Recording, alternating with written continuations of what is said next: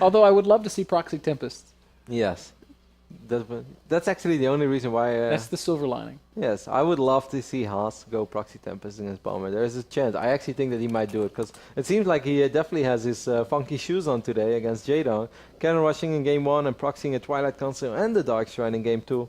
I think we're going to see the most solid Jaedong of all time here. I think he's going to be safe. He's going to scout very well, very thoroughly, and I think he's just going to crush the living guts out of Haas. He's just going to... But you know it though, Ben, if you try to be too safe against everything, you might fall behind against something. Not Jaedong. Well, we'll see. Not Jaedong. This is going to be Denzel Washington, Man on Fire Jaedong, where he's just going to go on a killing spree.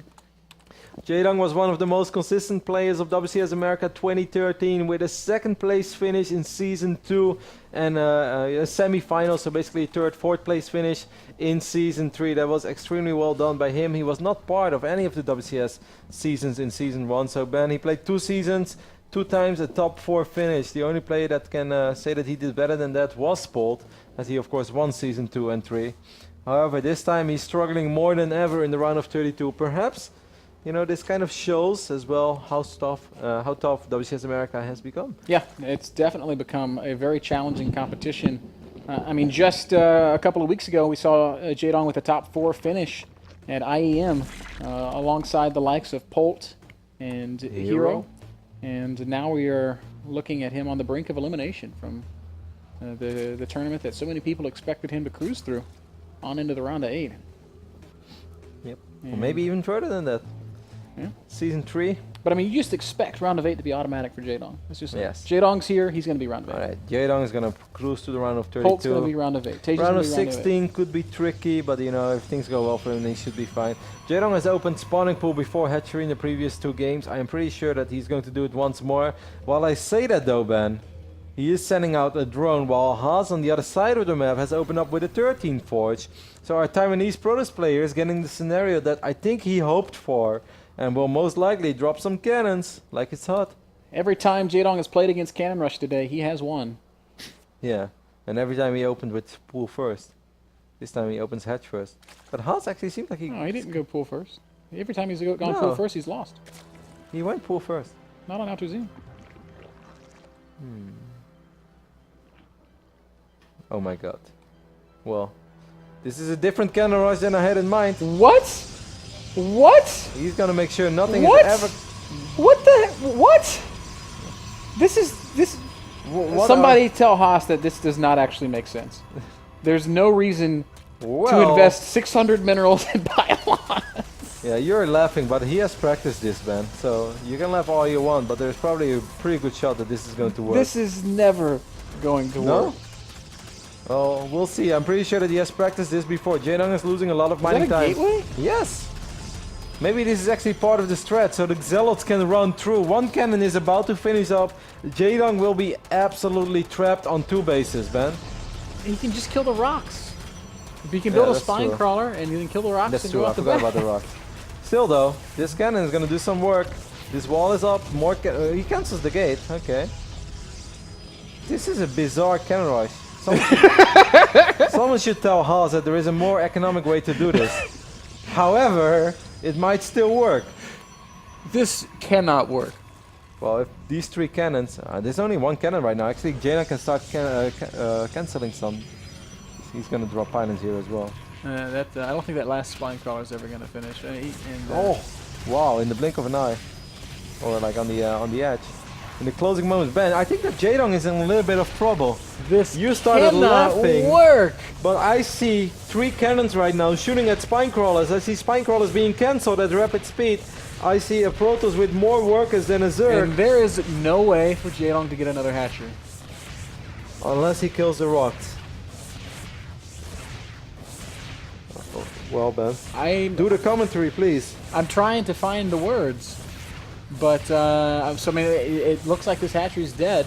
Jaedong is going to have a couple of spine crawlers on the low ground, but he can't actually reposition them to fight the cannon. He ends up actually canceling one. And now Hess is like, cool.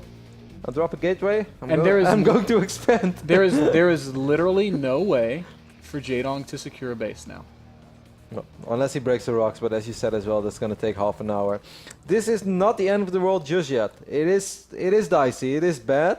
It would have been amazing for Jaedong if he at least had like maybe one drone out on the map, so he can drop a hatchery over here, or maybe even over here and attack up to layer and go swarm host. Do something crazy, like something that could have potentially worked. What are his choices? I sort of think it's just Baneling Bust or something like a Nidus, but yeah, Nidus is so all in. Haas sacrifices both probes that he had because he wanted to make sure that he got a scout off, and he sees both extractors. I think he could have clicked on this extractor as well because he had plenty of time, and he realizes that he has time as well because, you know, not a whole lot of gas has been mined just yet. It has to be Nidus, anything else just, yeah, no. What does the pylon wall look like? So, even if you did bust it with banelings, you'd need like a ton of them to kill all the pylons. And that's super risky as well. If one more gate goes down behind this, it's just full wall off. And then there's yet another wall on the other side of the map, which Haas is safe behind. Yeah, then Haas can just send a probe over here and take this natural. A double Evo actually go down from Jaedong. We're gonna. And 1-1 Baneling Bust? 1-1 Hydra push? I'm not. I don't really understand. I think Jaedong is as confused as we are. But how much did he have to spend for this to work? 1, 2, 3, 4, 5, excellent. 6, 7, 8, 9, 10 buildings plus at least 2 more that were cancelled. Yeah, but this is the type of cannon rush that you cannot just cancel your hatch and expand somewhere else. You're right. This is the type of cannon rush that if it goes up, you're stuck. And Jaedong knew that, so Jaedong was like, well, I can't have this happening, so Jaedong was not mining all the time. And he tried at all costs to defend it, while normally you can just be as a Zerg like, you know, to hell with it, I'm gonna take my base somewhere else, and that's completely fine. But Jaedong had nothing out on the map. The follow-up for Haas is almost certainly going to be just a big immortal push. Yeah. As we see the robo going down, he's getting double cannon back at home because he does not want to take any risks. Triple cannon back at home, quadruple cannon back at home. Wow. I'm surprised that he invests all these cannons into the natural, that he's not worried about a Nidus. Like, if there would be a Nidus, then... I mean, he has vision of his main, so he just has to send probes over there. Yeah, and a Polar Knight is not a very big map either, so there's not like a whole lot of surface area that a Nidus can go up undetected. Busting out with Lings and Queens once more. Oh, wow. And he will... We'll see him do so. Man, Jaedong has done that surprisingly well. Time and time again. I think that Haas, did he cancel some of these gate cannons? Yeah, he cancelled two of them.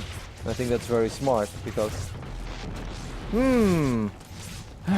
So, 34 drones to 36 probes. The follow-up is definitely Immortal All-In. 1, 2, 3, 4, 5, 6 more I think gates. it's going to be Roddy build. 7 gates. You know, just 16 minerals in the natural, 16 in the main, 2 gates, and then you just make a prism and an observer. Yeah, this is really sick. Jaedong is going to scout it immediately with his overseer, and what do you do against this? A lot of spine crawlers is good. If you can somehow get infestors out, that's very good. He's going to have 1/1 Lings, and with spines, it should be pretty hard to break. Lings is not good enough, because if you can wipe in Zealots from 7 gates, it doesn't matter if it's 1/1 or 3/3 0. Well, 3/3 would 3/3 would do the job. 3/3 with adrenal glands. Yes, that would do the job. But the Lings alone is not good enough. You really need roaches to defend against unlimited amount of gateway units being warped in. I've done this build a gazillion times. Hal's actually going to try to force your Jaedong out of his main ban, and Jaedong doesn't really have a whole lot of units in his main, but he sees it in time. But there's the warp in. Yeah, it's how many? It's 19 against 19. This is, okay. +1 is not ready yet. If there's ever a moment to fight, this might be the moment. I think that you can still drop good force suits, I guess. I think that's a pretty reasonable fight for Jaedong. But does he have enough? Is there enough Zerglings here? Do we see the Spinecrawler repositioning? Queens are trying to help fight. But there's going to be another warp in, and there are not... Oh my god. This cannot be happening right now. The Queens are being transfused very well. The last of the initial Zealots go down. Zerglings is not good enough, and you really need roaches against this. Haas with a lot of Zealots in the main base. Spinecrawlers are being repositioned. Jaedong is microing for his WCS America. If the Queens can right-click on that warp prism... There's a pylon in his base as well, man. It's done. That's it. 8 more Zealots with +1 being wiped into the main base, and the upset of all upsets so far in WCS America, perhaps in any WCS region, is that Jaedong is going to be our first player to be eliminated of WCS Group D. What? Unbelievable. Hats off to Haas for finding a way to make it happen. Unorthodox play, highly aggressive play, and at the end of the day, Haas wins the match and sends Jaedong packing, there will be no Jaedong in the round of 16. He will have to fight tooth and nail to make it back into WCS next season. Because he's all the way at the bottom now.